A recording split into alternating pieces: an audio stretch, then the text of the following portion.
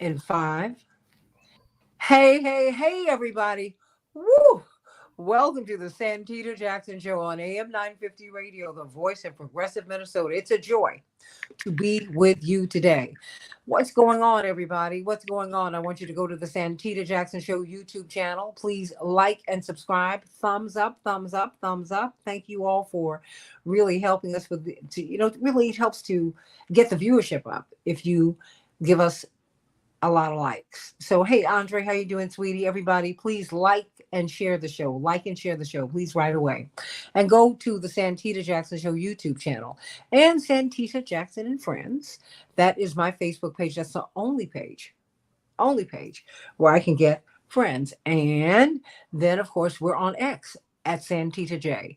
Well, the Democratic National Convention is over. But is it really? What are our takeaways? And we heard Vice President Kamala Harris give a really strong speech, and but we saw a lot of other things happen. What about the matter of Gaza? What about healthcare? What about inflation? What about the uncommitted? What about bringing people back into the fold? There's a lot here. There's a lot to unpack. Many Palestinians were deeply, deeply, deeply disappointed, and many, quite frankly, people who are supporting a ceasefire, people who are really looking for Israeli security and Palestinian justice. You saw the Israeli hostages, and you should have. But there was pushback against showing the face of Palestinian tragedies. In fact, they were not allowed to be on the stage. What do you think about that? That did not happen, although uh, Vice President Harris did give voice to them, to both. But we didn't see that on the stage. So, what do you think about that? What about inflation? What about?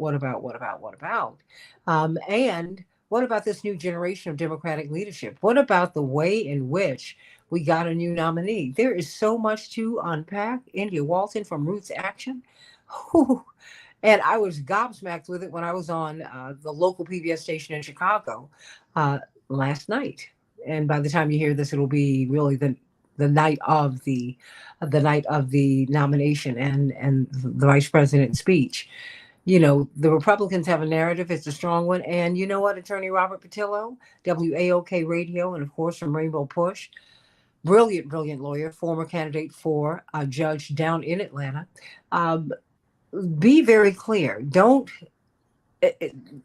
Vice President Harris, while she has tremendous momentum, she is really about even with former President Trump, someone who has 34 felony convictions, someone who has his legal woes and all of these things before him. That having been said, he's still a formidable candidate and uh, political scientist, excuse me, historian, and really someone who really understands the science of politics. Dr. David Gibbs, who has been on this show, who's part of the family here, he said he's going to be a formidable candidate. And when I listened to Tavis Smiley, Attorney Robert Patillo, that's what I'm hearing. And that if you just look at the numbers, that's true. So how is this all supposed to work? And India Walton, let's start with you because one of the things that we have not heard about are the demonstrations. One would think that they did not occur, and therefore you could you didn't have to talk about the Palestinians on the stage. I mean, so what did you make of that? I mean, the fact that you didn't have Palestinians on the stage, but you did have Israeli hostages on the stage, and I think that you should have. But I think you should have also talked about the nearly 200,000 Palestinians who've been killed too. India Walton. Yeah, I'm very disappointed. I think that despite calls from the NAACP, seven labor unions to call for more strong language, but also policy about the genocide that's happening in Gaza. I mean, we did see Vice President Harris say that there will be a permanent ceasefire and a release of hostages, but then she reaffirmed that she will always ensure that Israel has the right to protect itself, which I don't even know what that means. Weapons. I mean, right, like that means that the U.S. is going to continue to send billions of taxpayer dollars in the form of arming Israel against the majority of the folks over there who are innocent civilians. And that was a real disappointment. And being on the ground and seeing the compassion and the emotion, I mean, the uncommitted delegates were crying in the lobby simply because they're not being platformed. They didn't have a chance to tell their own stories and be heard by the American people on the main stage. And I think, you know, the acknowledgement was very surface level, and that's okay. But is it enough to compel the folks who are calling for a permanent ceasefire and an arms embargo? Is that enough to compel them to go out to the polls and to vote for Kamala Harris for president? Out of that part, I don't know. But what are you hearing? I mean, because um, you know, when you get into the convention center, everybody, or should I say the site, because it really wasn't a convention, it really is a gathering of the DNC and top donors and people and top vote getters. Essentially, that's what it is, everybody, because people kept calling me for tickets, and I said, hey, we're barely getting our tickets. And this is really, as you know, Attorney Robert Patillo, if you're a donor, you get tickets. And, you know, even, and really, you have different tiers of donors. I mean, you're really beginning to see how the sausage gets made, everybody. You see how important donors are. You see that this is a private corporation, as is the RNC. And they and these donors, who you don't know, they control the process. They control really essentially who gets selected. Because if the party shuts you down, oh boy, they shut you down because it's their mechanism. You're absolutely, yeah, you're absolutely correct, and I think people need to realize that the conventions are not what they once were. If you remember the convention from the '90s, the '80s, you know, this is more of a spectacle now. This is Mhm. a Broadway production. This is almost like an award show, as opposed to being a political convention. You know, you have your stage plays, you have your dancers, you have your singers, you have your celebrities. It's funny. Me and my wife noticed last night that there's a point in time where, you know, you'll try to teach politicians to deliver lines like actors during these conventions, and now they just have the actors themselves do it. You know, you bring in Kerry Washington, you bring in, you know, big Hollywood A-listers, because it's a show. It's a 3-day long, 4-day long infomercial for the party. And because of that, they can't allow anything to go off script. It's about creating this Campbell like macro myth around your candidate. They, you know, they always grew up in the most humble of beginnings, but through hard work and self determination, will pull themselves up by their own bootstraps. And they met and married this wonderful, magical person, and then together they blended this family that is a true embodiment of the American dream, and they are the human embodiment of hope, everlasting, et cetera, et cetera, et cetera. You know, I was involved in the planning of John Kerry's convention back in 2004, because they wanted youth to be part of the conversation, and that's kind of like when I learned how the sausage was made at the conventions.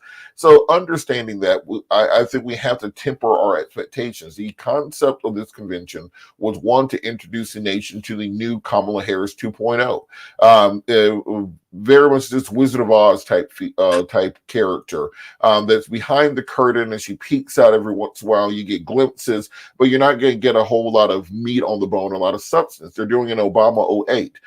It's actually run by David Plouffe and members of that Obama '08 staff. It's about building this concept around them. And when you're doing that and you're making a television show, what the television producers know is you can't put reality into TV shows. All your reality shows are scripted shows, just with individuals that you know.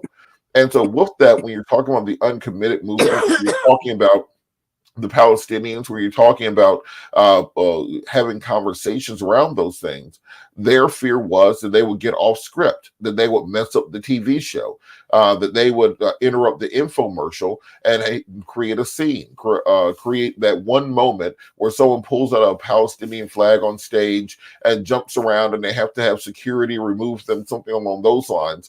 And that's their justification for it. You also didn't hear anything about reparations. You didn't hear anything anything about the George Floyd Justice of Policing Act. You didn't hear anything that will push this idea of Kamala Harris being the stereotype of this radical liberal who's going to bring about a communist, Marxist, socialist revolution and overturn the apple cart. They are trying to play to that wide swath of middle America. Tim Walz was a pick of the most middle America candidate you could find. If you took Minnesota hot dish and like a Ford F-150, that's Tim Walz as a human being, as an individual. And that's the idea, to not offend as many people as possible, to be as mainstream as possible. And with that is how you get the most mediocre policies possible. That's why you don't get radical change. We elect candidates who say that I'm going to be the most non-radical person possible, and therefore we get the most non-radical government. When Obama came into office, he kept half of George Bush's cabinet and all of his foreign policy. When Trump got in office, he kept the Obama foreign policy. When Biden gets in office, he keeps the same foreign policy, the continuity of our government. And if we want that to change, we have to start rewarding radical candidates and punishing the candidates that promise you more of the same. And we got a lot of more of the same from Kamala's speech last night. Well, you know, it was also interesting to me. I mean, well, before I even say anything, and you were nodding your head vigorously in assent, because I really hadn't even thought about them not trusting the Palestinians to come on stage, say on script, and do their thing. I mean, and please don't wear the keffiyeh. My goodness gracious. You know, you can have other flags, but not this one. And you can have other garb, but not that. Speak to that. You know, I was on the ground. I was at multiple demonstrations. I was out in the lobby with the uncommitted delegation. And I think it's important to know that outside of the protests and demonstrations, there were focus groups, there were panels, there were film screenings, and other ways to engage with the pro-Palestinian people. And at no point was any of it adversarial, was any of it disruptive. Um, the uncommitted delegates submitted in advance to the DNC the speech they had prepared to deliver. They chose the safest Palestinian American elected official, the senator out of the Georgia State House, to deliver it. And I think there was no reason to justify denying them space at the convention, aside from the fact that AIPAC is the largest donor of our Democratic leadership. And I think that has to be acknowledged. We have to get foreign influences and big money out of politics, because that is who is running the show. And I think that even the small gesture that Kamala made, saying that Palestinians deserve to be self-determined and safe also, was met with resounding applause, right? The majority of both Democrats and Republicans believe there should be a permanent ceasefire. And when you talk to people about what we need here at home, healthcare, housing, you know, and into the student debt crisis, the number one concern is how are we going to pay for that? But no one's talking about the $20 billion, billion with a B, that we've committed to Israel to fund a genocide and to arm them to drop bombs on innocent men, women, and children. Hold on, 20 billion more. And they just wrote the check. No one can tell me why they're in Ukraine. And when you say that, yeah, I mean, I see people get more emotional to me about Ukraine than any domestic issue. I said, wait. But then when I find that Merrick Garland, he's Ukrainian. Victoria Nuland, Ukrainian. Secretary Blinken, Ukrainian. I said, oh, would someone please talk about this? Well, from this is a justification from a geostrategic perspective with regards to Ukraine. I'm going to get nerdy, so that's what keep me around for. Okay. When you're looking at, if you go back to Cold War domino theory, it was always the idea that if you allow one nation to fall to communism, then you'll have an entire Eastern Bloc. Because of this, the current theory is that Putin is using the justification that there's oppression against ethnic Russians in the Donbass and the Luhansk region of southeastern Ukraine. You have the Azov Battalion, which is a literal battalion of Nazis. militaries that are part of the Ukrainian army, and Putin claimed that they were subjugating ethnic Russians. There was a bill passed in 2017 in Ukraine which outlawed teaching the Russian language in primary schools. That changed the lingua franca of the nation from being a split between Ukrainian and Russian to just directly Ukrainian. And so Putin's justification was we're reclaiming territory to protect our ethnic Russians. However, there's a bigger geostrategic goal, which is in 2012 they found a bunch of gas off the coast of Ukraine in the Black Sea near Odessa, and Putin would very much like to have that gas. Also, you have the ports of Odessa and also the ports of Sevastopol, which are located in the Black Sea and the Sea of Azov. Russia does not have access to any warm water ports. You have the ports in Vladivostok, which is on the Pacific side of Russia, and also the North Sea ports. Both of those ice over in winter. So the only way to get Russian supplies out into the world markets would be through the Sea of Azov, through the Black Sea, and into the Mediterranean. So on the one hand, America is there to protect the oil, as we always are, and to make sure that doesn't fall deeper into Russian hands, because already about 60% of European oil and natural gas come from Russia. If you give them access to this, you give them monopoly over European energy supplies for the next century. Secondary to that, however, is the domino theory, as I mentioned, that if you allow the Donbass to fall and the Luhansk to fall, then you're going to see the Russians continue to roll through into Kherson and then into Odessa. If they're able to take Odessa, that gives them a direct land border with Transnistria. Transnistria is a semi-autonomous region of Moldova, a NATO nation, where you have ethnic Russians that were kind of stranded there in a exclave at the end of the of Soviet occupation.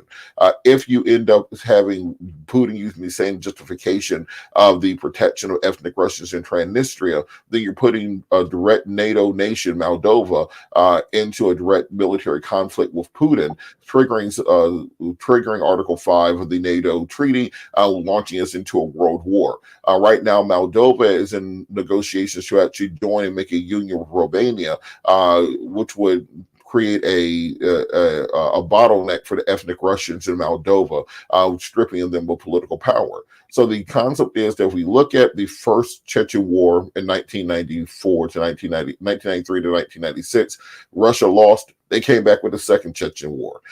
You see that Russia rolled into Crimea in 2014. Then they came back in 2022 for the full-blown invasion of the Donbass. If you don't stop them now, then they will keep rolling until they get to Transnistria, which will take them into direct conflict with NATO, creating a far larger conflict. It's the idea that if you can contain them in Ukraine now, this is why all of Western Europe is pouring their money into this offensive, because if you contain them in Ukraine now, you stop them from rolling into the rest of Europe. Poland is already rearming. They're planning on having the largest military in Europe by 2030.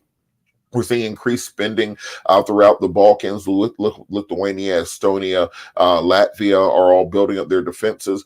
There's attempts to kind of wall off Kaliningrad, which is one of Russia's exclaves, which is just one of the deep water ports. So it's the concept of one, keeping Putin away from a energy monopoly in Europe, but also preventing them from being able to justify the re-expansion of the Eastern Bloc and kind of the creation of a neo-Warsaw Pact. But so that's the nerdy answer. But no, it's not the nerdy answer. I mean, that is the answer. And I think that we need to understand the geopolitics and really the resources in Ukraine. It's always about oil. And so my thing is, Russia's already winning. You've lost hundreds of thousands of Ukrainians. And when overtures of peace have been made to them, they have been open to it, and they've been told by the United States not to accept any peace offering under any conditions. It's the idea of peace for land, that Russia is attempting to kind of nibble off pieces of Ukraine bit by bit. You start with Crimea in 2014, you come back and take the Donbass and the Luhansk. It puts you directly on the border of Ukraine's second largest city, Kharkiv. You take the Zaporizhia nuclear plant, then you control a third of Europe's power supply. You take the Black Sea ports. Now you have control of Sevastopol. That puts you on the door to Odessa. The entire concept is almost that the same way the Russia expanded eastward into Siberia, starting as a Eastern European nation and then becoming a continental or civilization, that they're nibbling off pieces of Georgia. They're nibbling off pieces of Chechnya. You're having these neo-Soviets trying to create those buffer states they previously had during the Soviet Union. And if you don't contain them now, at least the theory goes, that you're going to be fighting them later when they are stronger. Well, you know, the thing is that we have oil resources here. I mean, of course, when we found that Cuba is OPEC eligible, India, and they found so much oil off the coast of Cuba. This was about 2006 or so. That, oh boy, we're about to normalize relations. I had another show on another station at that time. I said, oh, the embargoes, that's about to go, y'all, because there's oil is there. And now you can actually fly to Cuba, which you could not do since what, 1959. And you know, this is not about democracy. No one is more anti-democratic than Zelensky. There are no elections. There is no freedom of speech there. I mean, come on, Robert. Really? Well, we have to be mature in our politics. They could, I feel, they could feed us all that uh, patriotism and democracy stuff 25 years ago, before the Iraqi and Afghanistan wars.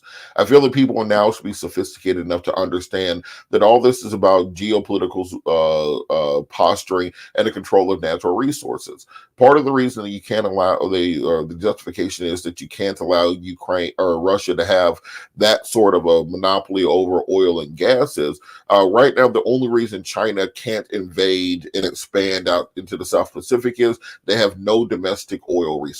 They have to get all their oil imported.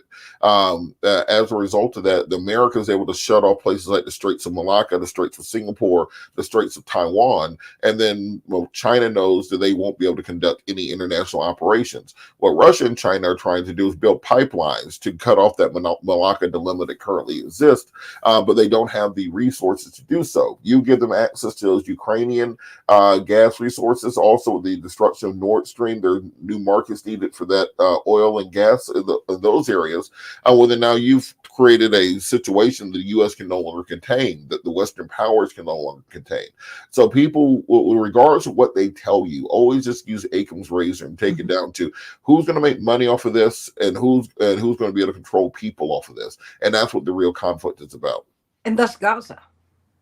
Is that same idea? I remind people that we've already had Jared Kushner say that the Gaza Strip will make some of the most valuable oceanfront property in the Middle East.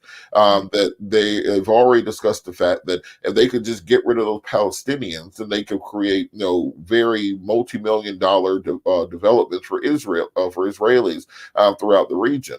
It all comes down to money. We put in this idea of a religious conflict during the Ottoman years. Christians, Muslims, and Jews lived all in harmony in the Ottoman Empire. Prior to the Ottoman Empire, under the Arab Empire, Christian, Muslims, and Jews lived in harmony. Prior to that, during the Persian Empire, the Proto-Christians and Zoroastrians lived in peace in the region. The only reason that this area is in conflict is because mustachioed Europeans a century ago, after World War I, decided that they were going to cut up these areas in order to control people. A part of the negotiations for us getting the British research into the Manhattan Project were that we got to take over the British empires in the Middle East, that being that we now are in charge of being the hegemonic power within the area. That's why we are entangled there. That's why we are literally duty bound and treaty bound to continue supporting them, because that was the deal for us to be able to take over the parts of the British Empire to save them in World War II. Everybody, of course, Attorney Robert Patillo breaking it down. It's important to know why. We need to understand this, why we are in various places around the world, why we have these, I guess, military beachheads all over the world. But it's not working anymore, India, Walton. I mean, it's just less and less and less. Are we working more and more and more? People want to be free. and they want control of their resources. Look at the francophone nations in Africa right now. They said, "Get out, France." And U.S., by the way, you can get out of here too. Afghanistan said, "Well, America said, well, if you could just give us till a few more weeks, a few more months, so we can get ourselves together." They said August 31st is it. Get out of here. Iran has not gotten over the fact that no, we have not gotten over the fact that Iran told us that Iran told us to get out. We're gonna hold you hostage. We want you out of here because we remember Mossadegh, a democratically elected president who you overthrew, and you installed a royal family so that they could give you free and open access to our resources. We're done with that. And I don't think that people really understand all that has gone into that. I think that we should. Everybody, please like and subscribe on the Santita Jackson Show YouTube channel. And everybody, like the show, like the show. I need you to do that. Paula, I'm so glad that you saw me on PBS last night. We thought we might be there until the middle of the night, but fortunately, the Democrats were on time and we got out of there. Well, I didn't get home till midnight, but still, it was tremendous. That's just because Beyonce ain't performed. Hey, everybody was waiting for Beyonce. That's the problem with social media rumors that no one from the DNC, nobody from the Harris campaign said Beyonce was performing, but because the internet did, people are disappointed Beyonce ain't performed when there was no actual evidence he was going to perform. But you know what? And in the meantime, the Palestinian activists are outside crying. And if Trump wins, it's their fault. If Trump wins, black folks didn't vote enough. If.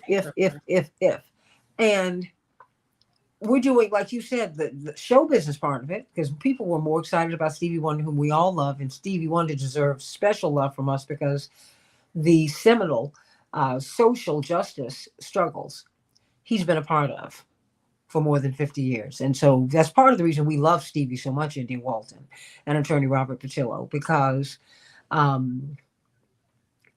he's been there. He's been there. That having been said, I'm wondering how the issue of, Gaza, we haven't even gotten to migration and immigration and migrants. We can talk about that in a hot second. There's some hot button issues that we walked away from this convention, quote unquote, air quotes if you're not watching, that were not touched, India. Do you think we'll feel that in the fall? Oh, absolutely.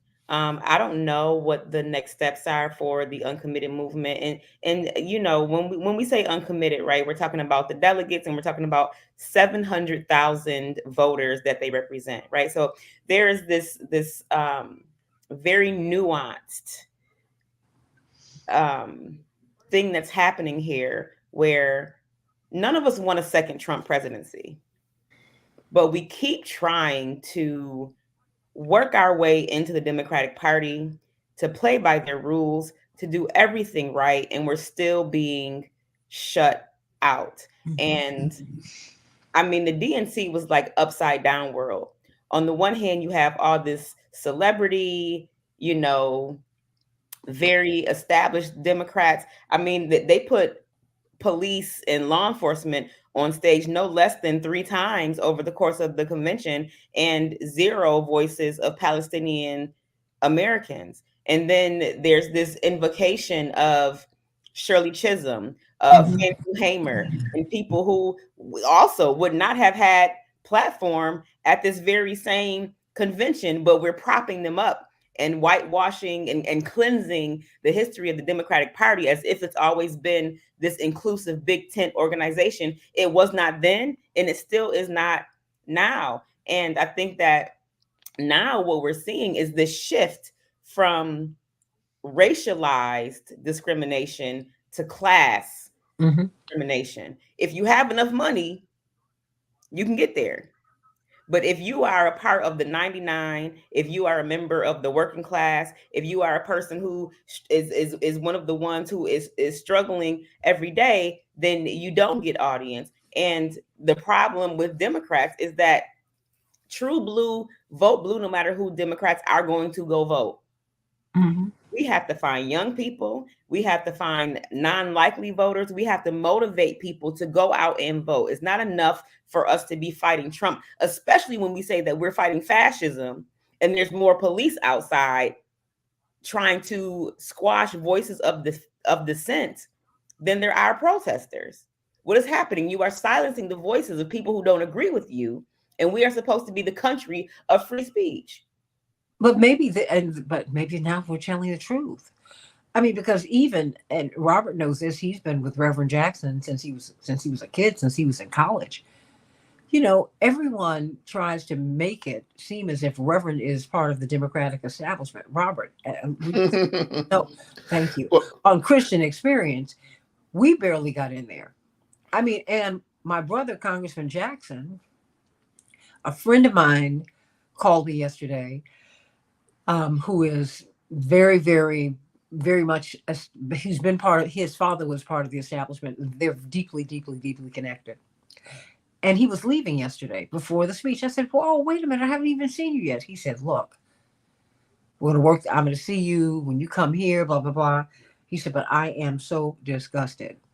I said, whoa. He said, I thought they were going to honor Reverend in another way. They did not.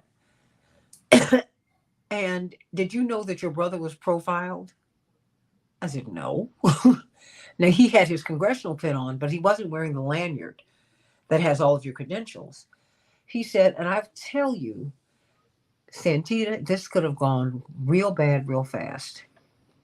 But because your brother handled this so well, he said the way the Secret Service handled him, he said, I've never seen anything like it. And as a white guy, as a white Jewish guy, he was like, I haven't had to deal with this. He said, so, I took his name and I called Washington. And people I know, because to see Johnny, who's like a big brother to him, I could hear that it just, this whole thing just took him to faraway places and left him there. And I said, well, we're really accustomed to this. I mean, because Robert gave you this rueful laugh because, Robert, as you know, well, we've never been establishment, right? I mean, well, just on that point, when Governor Pritzker did the announcement, I'm the Georgia delegation all day, so everybody pays attention to Little John and those things. But he said, Illinois, the home of Barack Obama and the birthplace of Superman. Like, he's not going to mention Jesse Jackson, the Democrat. We're just going to skip that. We're just going to go to Superman, a fictional character, and not talk about the work that Reverend Jackson has done for the past half century in Chicago. And I'm going to bring this up with Jonathan when I talk with him later, but there's absolutely no reason that a random state senator from Michigan has a speaking role in prime time during the Democratic National Convention, but Jonathan, who is the congressman from Chicago, doesn't have a speaking, not even like a not prime time, but just not a spot anywhere in the convention. And he's literally the congressman in Chicago, in the host city. I love AOC and Jasmine Crockett and a lot of the other people who got to speak, but how do you not do that? But because, just as you said, the Jacksons aren't part of the cool kids club. They're the rabble rousers. I remind people back to the first Obama election, when Reverend got in trouble for the open mic. It's always been because you're pushing the agenda in ways that the power structure doesn't want to hear, and so you get all the negatives from being on the outside, but all the negatives also for people thinking you're part of the inside. Now understand that you're the revolutionary on the still revolutionary at heart, but just learning how to navigate within the system that exists. well, I mean, because look, as you recall, India in 2008, Robert would remember this. Reverend was told not to come to the convention. Mm-hmm.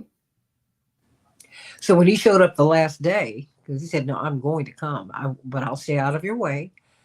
When we walked in the building, it was as if a ghost was walking through the building. People literally backed away, and then some people walked up to him and said, Reverend, because this, of course, was the year that Barack Obama was the nominee. He said, thank you, Reverend. And people were scared to even speak to us. Yeah, and for the record, Reverend never said that he would harm then Senator Obama. He said if he does not stop talking down to Black people, Somebody's going to do this. And now that is something that he's criticized for. I mean, so just please, y'all, stop. Not to mention the fact that, what we're looking at is really how the sausage is made. Jonathan also paid a price. Congressman Jonathan Jackson paid a price for ceasefire. When Cori Bush was looking for people to sign on to this ceasefire letter, he was part of the first wave of signers. And this friend of mine told me, he said, "Oh, no, no, no." He said, "Your brother paid a price for that." And he keeps on going. And you can expect him to get primaried by someone we know. That's going to happen. And but you got to keep on fighting. And I want everybody to understand that this is how this works, India. You will be in the hallway crying, but tears and sweat are made of the same substance, salty water. And what you have to do is become even more determined to, if you will, fight the power. I hope that these folks have walked away from this convention even more determined, even more demanding. I mean, with respect to that, because we're not even talking about Haiti. I mean, I can't. And what would happen if you got a check for $20 billion with a B for the schools in the United States? Just what? I mean, just grammar schools, Head Start. Oh, what were you about to say, Attorney Robert Patel? I was going to say that just on that point, I want the protesters and the uncommitted people to understand just the impact they've had thus far and be hardened by that. Because this time 1 year ago, before this movement started, the concept of people openly criticizing Israel and the Democratic Party was a fantasy. It was just not done in American politics. Even having conversations about cutting off arms and supplies to Israel was not to be spoken above a whisper in American politics. The criticism of Netanyahu, you were immediately anti-Semitic. In American politics is only because of the uncommitted movement, only because of the pressure that they put on politicians, that we saw things such as Joe Biden calling on Israel not to invade Rafah. The only reason we saw the slowing of arms supplies to Netanyahu at the beginning of this year, the only reason that we saw the U.S. put a resolution for the United Nations calling for a ceasefire, the only reason that Joe Biden, Bernie Sanders, and Kamala Harris all called for ceasefires during the Democratic National Convention, that is all because of the uncommitted movement. They have already changed American politics in ways that we have not seen in the better part of 3/4 of a century. And indeed, American foreign policy itself has changed with regards to the Middle East. Now we're seeing people like President Trump, who we know through Judy Woodruff from PBS, has been in communication with Netanyahu, telling him not to accept the ceasefire, telling them to keep the war going until after the election, because that will help him electorally, and then they will guarantee even more weapons and money to Netanyahu. We saw the same thing happen with Reagan and Carter with the Iran hostages. We saw the same thing in '68 with LBJ and Nixon, when Nixon was working towards a into the Vietnam War secretly, to have that happen after the end, but to delay that until after the election so that he could win. So this is a well-worn aspect of American politics that Trump is employing, and the fact that we see so transparently that Netanyahu is in cahoots with it. When he came to D.C., he met with Mike Johnson. He released a diss tape essentially against Joe Biden. We see exactly what they're doing, and that's why the movement has to keep fighting, because we are changing the American political system. Because India, the movement is winning every day. And and that's why I understand, oh my gosh, when Reverend would say, where Keep Hope Alive came from? Shock upon shocks. When Reverend won 56% of the vote in Michigan in a 6 or 7 person field, it completely changed the race. For the first time, he was absolutely the front runner. And when I cannot even tell you the people who started coming after him because they wanted to have that talk, because that's real, everybody. Well, Reverend would not would not back down off of what he was sent there to do. So suddenly the machine stopped working in Michigan. I mean, excuse me, in Wisconsin and in Oregon and blah, blah, blah. And so for people having been taken all the way to the top of the hill and to think that this man might become the nominee, he could even become president, we can see it. To see it taken away, you had to keep your people, because we were in the middle of the campaign. You had to keep them voting. You had to keep them registered. And he said, this is not about me. I might not get there, but your children, our children will. So let's keep hope alive. We got to keep fighting. We got to get the Palestinians on, because we had the platform committee meeting. We got to talk about the Palestinians. We got to talk about health care for all. I mean, he just went through this list. This is what we're here for. This is not about me. Y'all, this is about we. Because remember, I said, when I win, you win. Okay, now start running for Congress. People, and I don't want people, I keep saying that because I don't want people to miss that piece, India. And attorney Robert Patillo came out of college working for Reverend. He was working for him in college. And then he came out of college. Well, because when you see someone with that kind of dedication, you're not going to make a lot of money. But you see someone who is willing to take all the hits. Because all the people who run the party now are people who Reverend put in place, and Reverend could not get a seat at the convention for years. I mean, things were so bad in 2012 when we were in Charlotte. We were on the floor, and we went on the floor because, Michelle Obama was speaking that night. And of course, I went to school with her and all of that. My father said, she needs to see you on the floor. I said, okay, because I was going to stay up in a suite with a friend of mine and eat and then get out. Yeah, because a friend of mine, one or two friends that we've got left said, oh, just come on up here. Because girl, you walking for miles. My feet hurt. I'm tired. Okay. And you got these 20-hour days, whatever. And plus I had a radio show in the morning too. Anyway, okay. So I get on the floor, and my father is standing, and this gentleman who was head of the North Carolina delegation, a white mayor. I wish I could remember his name, but I'm going to look him up because I'd like to thank him. He said,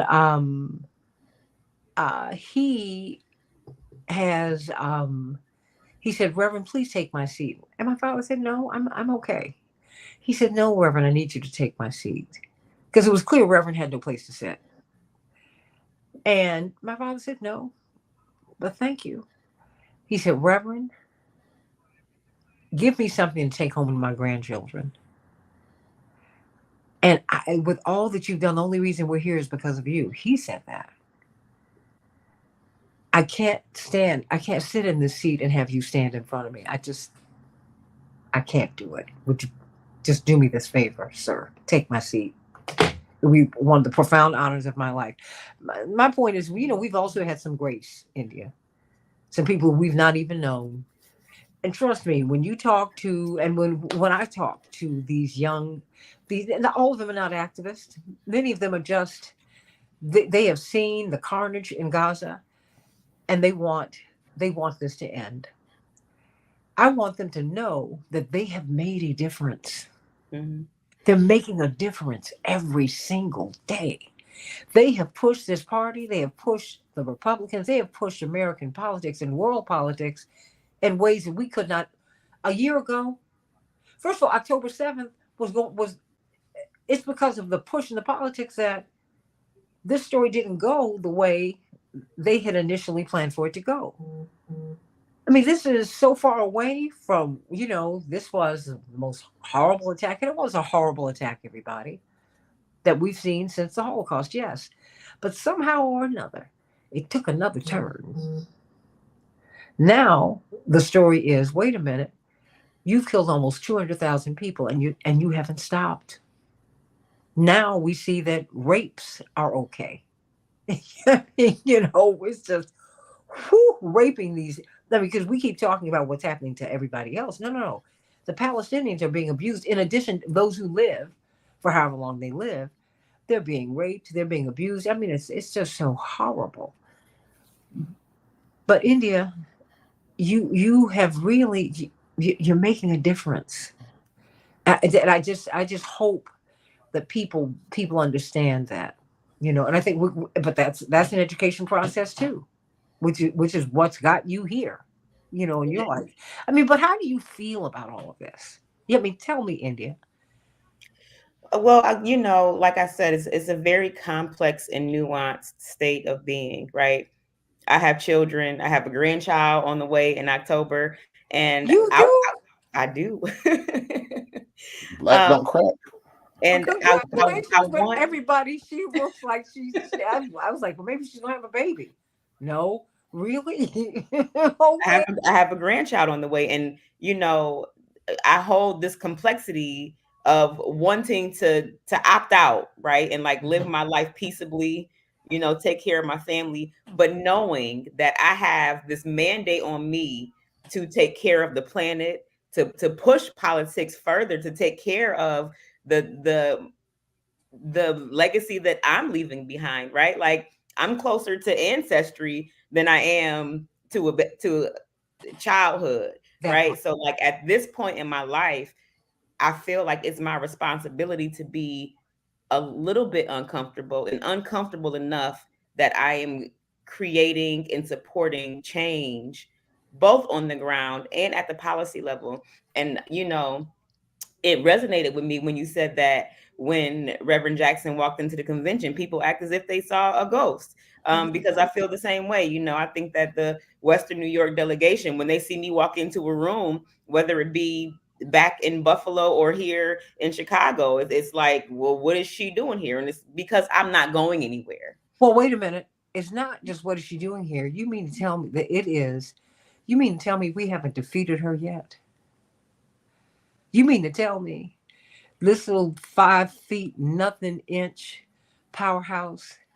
You're still here? We have hurled every insult and assault your way. And India, you still here? Who are you? When you have I a want you purpose, to I want you to be heartened by that. Okay? when you Because have a purpose, yeah, there's nothing that anyone can do to stop you. And I believe that my purpose right now, if even if it's not serving in office, it is to encourage, it is to support, it is to inspire someone that may see themselves in me, because I have a Cori Bush to look up to. I mhm, have a Nina Turner to look up to, who not only do I see them on TV and in proximity, but who have grabbed on to me, who have kept in touch and kept encouraging. And like that is my role right now in the progressive movement, is to be that person and make those connections and open the door, because on their side, on the establishment side, they are the gatekeepers. They mhm. stand by the door and they say you can come in but you can't. So I am the person who comes to hold the door open, to kick it open if need to, or find a window that Mhm. might be cracked so we can open it and crawl through, and then bring all my people along with me. Well, typically, when you open the door, the people who you allow in won't let you in. But I want you I want you to understand. Well, I mean, I've been living. Robert Patilla will tell you, this is a life we've been living. Reverend is still absolutely rejected today. Today. But he keeps on pushing. And Dr. King was rejected up until the end of his life. Reverend has the same fate. But that's where we are, and it's okay. You keep on going. Patricia Jones Blessman said, I am a member and board member of Code Pink Women for Peace. Thank you, India, for leading actions against Palestine. Paula said she's about to become a first time grandmother in December. Congrats, India. You got some love out here. And sometimes, and Miss Patricia and my dear sister Paula, because Paula's one of my original morning stars. When you see this message from you, Patricia Jones Blessman, and from you, Paula, sometimes that's all you need to keep on going to the next challenge. So when you see an India Walton who just said, you know what, my people in Buffalo are hurting. They are hurting. So you know what? I'm going to do the improbable. I'm going to knock on doors. and I am gonna run for mayor. And she almost became mayor. The Democratic Party, little funny little thing happened on the way to the voting booth. The Democratic Party, who she was trying to expand, wanted to lock her out.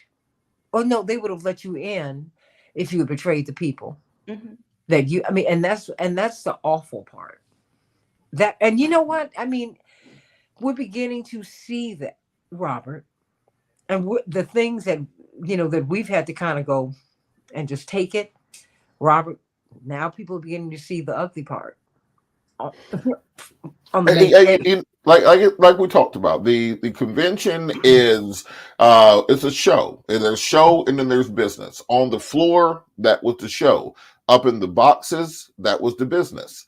That is where the money is being made. That is where the finances are taking place. Let's remember that during this convention, they reported that Kamala Harris has raised $500 million at this point in time. Imagine what we could do as a country just with $500 million being invested into literally anything else, because what that money is going to go to are advertisements around the country with the same advertising agency to push all these commercials. Imagine if they just invested that money into communities, then you wouldn't have to spend $500 million to convince people that you were actually going to do something. You could just use the $500 million to do something with in the first place. But that's an aside. What I think we're seeing right now is this idea that we're in a place that, because of the internet, because of the democratization of information, outside groups can have a bigger impact on policy than ever before. Back, when I got involved in politics 20 years ago, we were protesting to end the genocide in Darfur. We were protesting to end the war in Iraq and Afghanistan. We were protesting to bring the troops home. But the idea of getting any attention on that, you needed masses of tens of thousands of people just to get one feature on the nightly news for people to know that that was even happening or taking place. Now, with movements like Uncommitted, the Reparations Now movement, they're able to get their information out there on social media. They can create viral videos. They can push the agenda to the point that there's no way for the powers that be to ignore it. No matter what happens, they're going to have a place at the table in the next administration.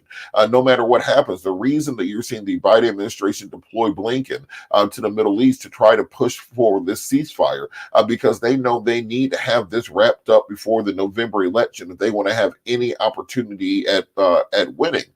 So for the people who think that activism does not work anymore, I will give them the parable of the MAGA movement. A decade ago, or a decade and a half ago, when President Obama got elected, we were still under the Rhino traditional Republican Party. Then in about 2010 to 2012, we saw the Tea Party start to bubble up in opposition to Obama. By 2014, we started seeing those Tea Party people get elected to Congress, people like Ted Cruz and Rand Paul, etc. By 2016, that wing of the party had mutated into the MAGA movement, and President Trump took the White House. By 2020, they had completely taken over the entire party and pushed out the entirety of people like John Boehner and Eric Cantor and Paul Ryan and the traditional Rhino Republicans. By 2024, they are the party. And anybody outside of that is exiled. Look at the way they treat Brian Kemp. Look at the way they treated Nikki Haley. Look at the way they treated anybody who did not kiss the ring of the MAGA movement. I say that to say that the same way they started on the outside of American politics a decade ago, and now they are the party, we're on the outside of the Democratic movement right now, but we follow the same blueprint. We can be the party in the next 10 years, but we have to keep the energy up, keep the strength up, make sure they understand the power of the vote, and that changes their actions. And that's a wrap. India Walton, that's it. Girl, you're on the cusp of change. You're right there. You just, because you're in that wave, like I've never been a surfer, but I would imagine if you catch that wave and you're inside, you don't even know how massive the wave is because you're so busy doing the work. But in my lifetime, to walk into my Harvard interview and to have this gentleman say to me, number one, my mother didn't want me to go by myself because she knew all the heat we were getting because they said, you've got to acknowledge the Palestinians. The no talk policy is not working. And we need They need peace. They need a state. 1967 borders need to be observed. And when I tell you these folks tried to put us out of business. So when I walk in and this man says, I don't like your father or his politics, let's see about you.